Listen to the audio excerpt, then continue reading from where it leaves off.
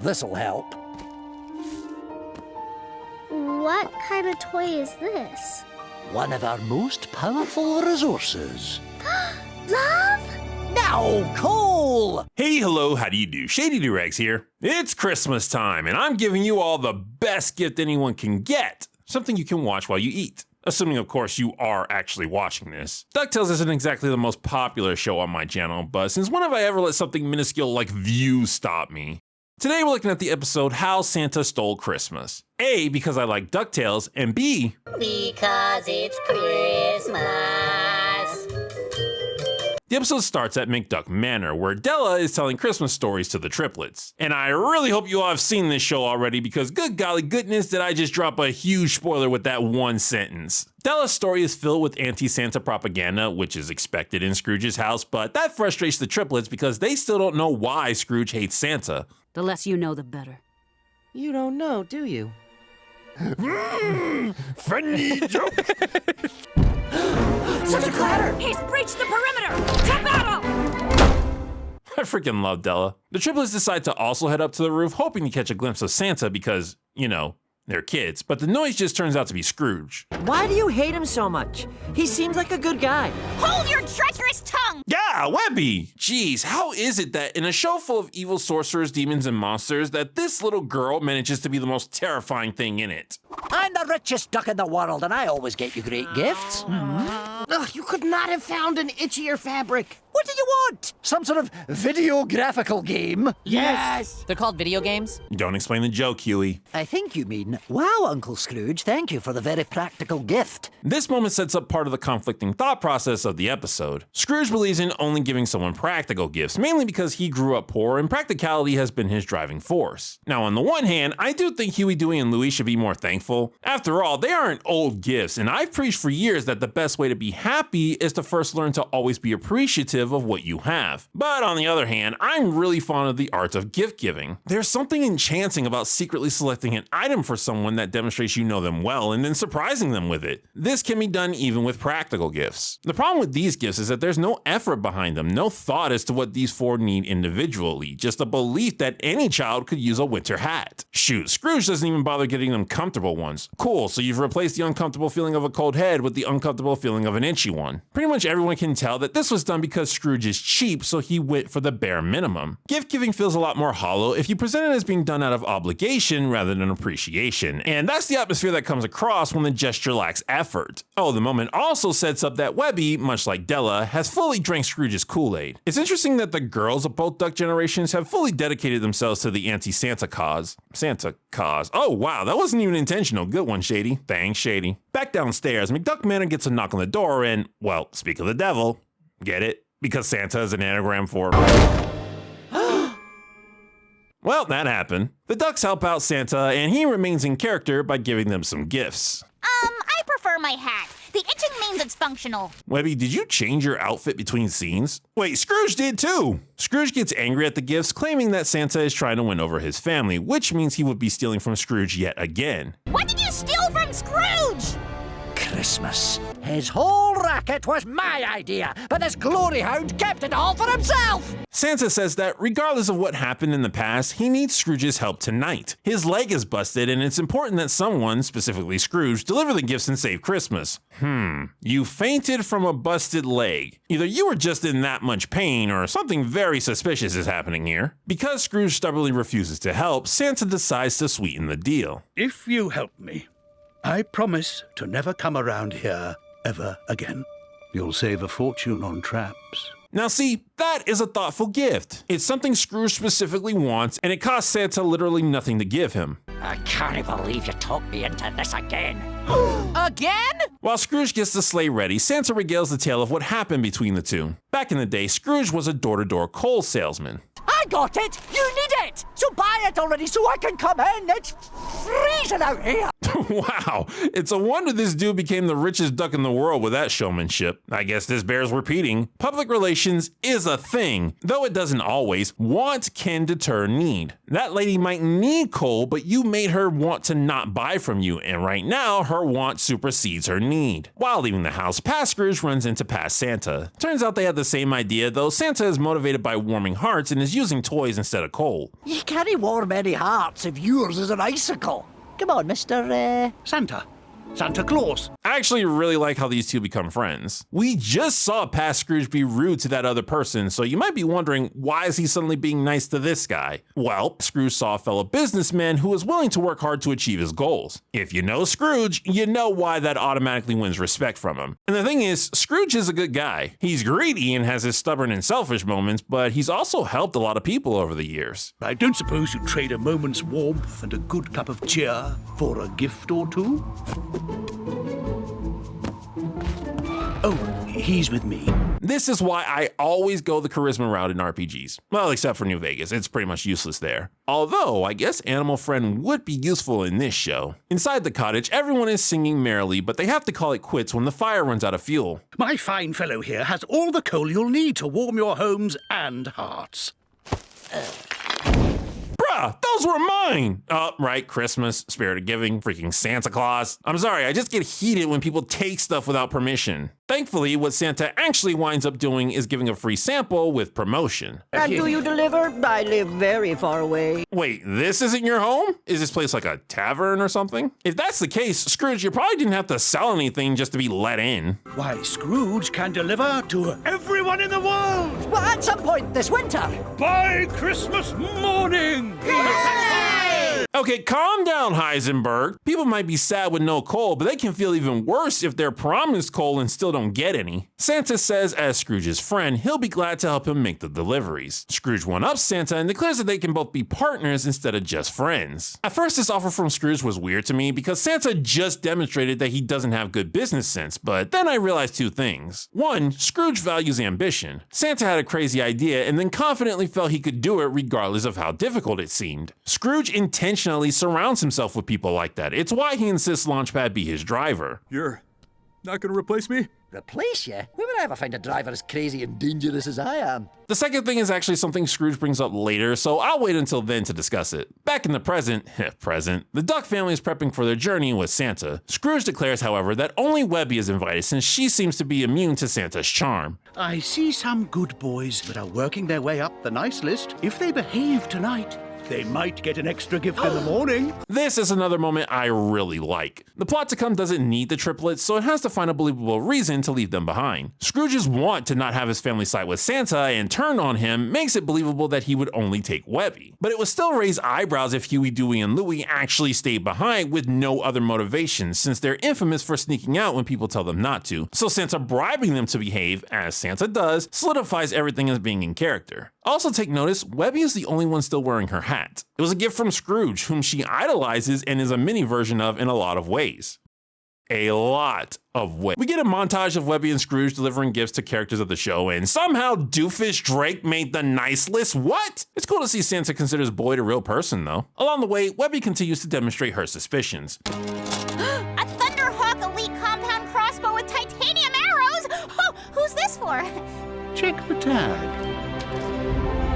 See, a practical gift with a personal touch. It hits so much more than just something any kid could use. There's nothing quite like the joy of a child on Christmas to keep you warm on the coldest night. I'm Shady Doorags, and I approve this message. As the three continue their journey, they realize that they're circling the globe way more times than they need to because Santa isn't the best at route planning. Don't think I didn't notice that it's somehow night in every country, despite that that's not how planets work. I deliver the gifts in alphabetical order. Why don't you do it by country? Oh, that would be more practical. I want to be mad, but I too suffer from a serious case of lack of common sense. Webby gets worried that the trio are running out of time, which prompts another flashback. To make good on their delivery promises, past Santa and past Scrooge went in search of the mythical Feliz Navi Diamond, a crystal capable of slowing time for one night a year. I mean, cool, but why was it named after Christmas? Is it because it looks like the Bethlehem Star? So where is this Feliz Navi Diamond?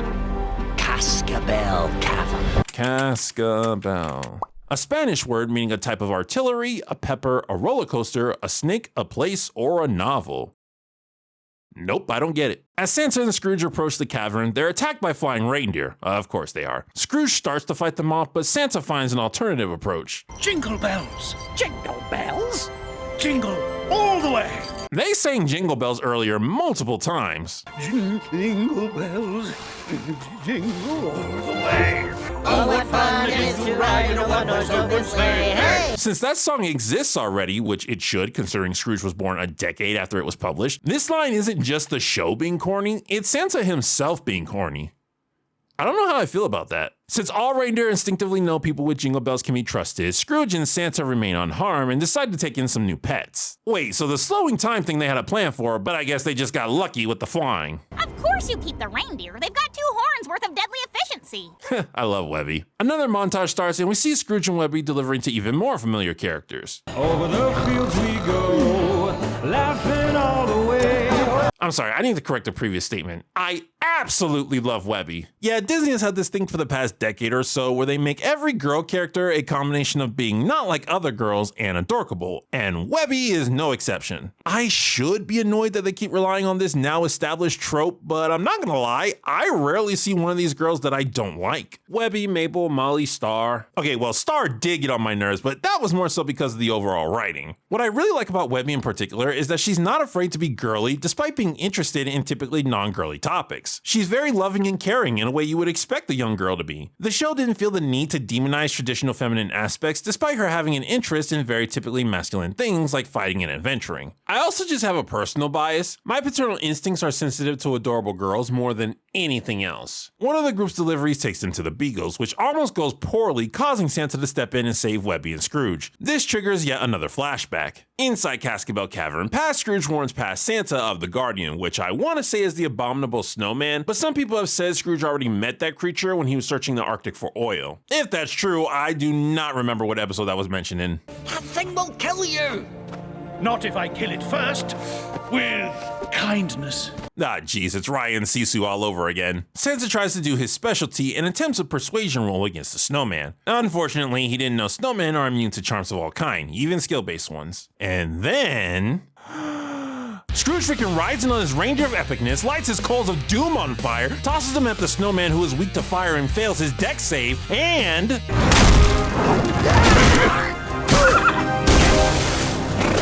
Surely now you all can understand why I love this show. Scrooge buys enough time for Santa to get to the Feliz Navi diamond, who manages to activate it and slow down time. Not sure how the diamond knew to only target Santa, Scrooge, and the reindeer, but whatever. I can't believe you thought you could talk your way out of that! For ancient enemies, you 2 really get along. Ah, Webby, no! The audience doesn't need you to spell that out. The episode was doing a fine job showing rather than telling. Last house. Thank you, Abigail, but I've got it.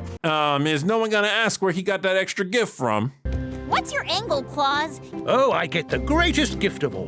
The joy of giving just to give, without a thought of getting. That's not an angle. That's Christmas. Yeah, shocking. There are people out there who are legit motivated by others' happiness. Though this poses the question that I ask myself all the time. Is it selfish to do selfless acts if you enjoy doing them? If Santa, say, hated helping others but did it anyway because it was the right thing to do, would he be any more selfless than he is right now? By the way, this moment of Webby being overly suspicious could also be seen as a continuation of an earlier episode where she was shown to be overly trusting, but I think that's just incidental. You and Scrooge are the perfect pair. 2 red-coated mythical immortals traveling the world. Stop explaining it! I felt smart because I figured it out for myself. Now I don't. To make things clear for Webby, Santa recounts one final flashback. Jingle coal, jingle coal, jingle coal away. Bruh, Santa and Scrooge were ready. There was no hesitation in the song. They both started singing as soon as the door opened. Merry Christmas Eve! Got the route all figured out and got carrots for those rapscallion reindeer. We take flight at dawn. Wait, but Santa already used the Feliz Navi diamond in the cave, and Scrooge said it only worked one night a year. Maybe you're allowed to turn it on and off again so long as you don't use up the battery. Santa proposes to Scrooge that instead of waiting until Christmas morning, they deliver the coal on Christmas Eve so that people can wake up to a nice surprise. Scrooge points out that the customers can't pay for the coal if they're asleep, so it would have to be Christmas Day. I was sort of thinking we could give it away. I will not participate in free handouts. It's always kind of weird to hear Scrooge say stuff like that. Like, I get it, he's cheap and he believes in earning what you have, but Scrooge has participated in charities before, including ones that didn't give him any publicity. But we can't charge on Christmas. Santa, that's not really a fair point. It wasn't Scrooge's idea to deliver the coal by Christmas, it was yours. Think of it as a promotion, a gift. That's a mighty big promotion. Like maybe a free pound of coal with every purchase or something would make sense, but giving it all away? Scrooge wouldn't be able to recoup the costs. Think practically, we're the perfect team. I provide the coal and the know-how. You trick people into letting us into their homes with your whole holly-jolly Christmas is magic act. Yeah, okay. This moment brings out a couple of things I want to talk about. First off, this is what I was referring to earlier. The second reason Scrooge was willing to partner up with Santa is because he thought Santa was putting up an act earlier, and that Santa's goal, like his, was to do business, but he was just disguising it as being caring. Second, this moment continues a running theme that you're supposed to notice as the episode goes on. Santa has the charm and care, but it's Scrooge who has the practicality. Despite their differences, together they accomplish great things. But the third thing is the biggest one I want to talk about. This is where some of my issues I have with the episodes start to come out. Not my nitpicky issues, the legit ones that I think pull it down. I love goodwill towards men, especially in regards to Christmas. I love that Santa wants to give willingly with no expectation of receiving anything in return. But I am also wholeheartedly against forcing that mentality onto other people, as well as choosing to be ignorant of the consequences when doing such acts. Santa charmed Scrooge into delivering all his coal by Christmas Day and led Scrooge on to believe it would be at a profit. Now, at the last minute, he wants to give it all away? He's basically bait and switching Scrooge, which isn't fair. But instead of addressing that Santa isn't following through on his end of the deal, the episode starts pointing fingers at Scrooge and presenting him as almost a con man, even though one of his main mottos is earning his way square. I find it difficult to get angry at Scrooge when all he's asking for is what was promised to him. But the episode tries to manipulate me into getting angry at him by saying he doesn't believe in Santa's good intentions. The actual problem here is that these two businessmen were always motivated by different things but didn't know it. Scrooge wanted profit while Santa wanted to spread cheer. It's not an act. A warm heart can carry you through the coldest times. Agreed. Giving things away for free? That's not magic, that's a terrible business plan. Also agreed. The whole point of charity is that someone else is giving up their resources that they've rightfully earned. Those resources have to come from somewhere. If you don't recoup them, the business, even if it's a charity, will become unmaintainable. We may as well give away your ridiculous toys. Well, maybe I will. Okay, problem solved. Just deliver both of your goods, but don't charge for the toys. Scrooge gets his profit like he was promised, and Santa gets to spread cheer. It's a great compromise. No, that's not what they do. Instead, Scrooge gives Santa an ultimatum. It's either your Christmas thing or me. That's really manipulative diction show. Also, it doesn't make any sense. The Fleece Navy Diamond and the reindeer are just as much Scrooge's as they are Santa's. Why wouldn't Scrooge be the one that keeps them? Also, Scrooge said this. His whole racket was my idea, but this glory hound kept it all for himself. Dude, you opted to leave knowing Santa would do the presents thing because you thought it was a bad idea. That's not him stealing it from you. Scrooge leaves declaring that Santa's idea will never catch on. Of course, in hindsight, both of their ideas worked. Scrooge got rich while Santa got to spread Christmas cheer, mainly because he had some help. This is crazy. We can help. Oh, you guys are the elves. Is there a reason you all decided to take off your hats? No. Christmas is a sad story? That's right. One of Webby's biggest fears is broken bonds. She grew up without friends and the family she had was pretty distant, so now she stresses out whenever she sees any relationship in trouble. There's one more gift to give after this, and it's for him. Is it under all the other toys, or...? All the other toys? Oh no. No. Like I said, where did Scrooge get that extra gift from? Wait, is this coal? Well, why is there an invoice? Like, that made sense back when Scrooge was selling the coal, but as a part of Santa's operations, no one would pay because no one ordered it. No more useless trinkets that get played with once and tossed aside. This year, old Scrooge is finally giving the people what they need. And here's another issue I have. Yes, Scrooge believes that practicality is better than emotional warmth, and that has been a theme throughout the episode, but that wasn't his primary motivation when he was first with Santa. He didn't want to redefine Christmas in his own image, he just wanted to sell coal, and he would have gladly done it on a different day if Santa hadn't intervened. Recall, the argument these two had wasn't about whether the product should be the toys or the coal. It was about whether or not they should give it away. Santa was all on board with delivering coal. He just wanted it to be a gift so it would warm people's hearts as well as their homes. The episode is heavily relying on the Christmas tradition that coal is seen as a bad thing, which would be fine if what it showed didn't go against that. Not that it's a giant leap to believe Scrooge would want to upstage Santa in this way. He did make it clear that he felt the operation was stolen from him, but there should have been more connection there for this all to happen. As is, it seems way too random and just makes Scrooge look moronic.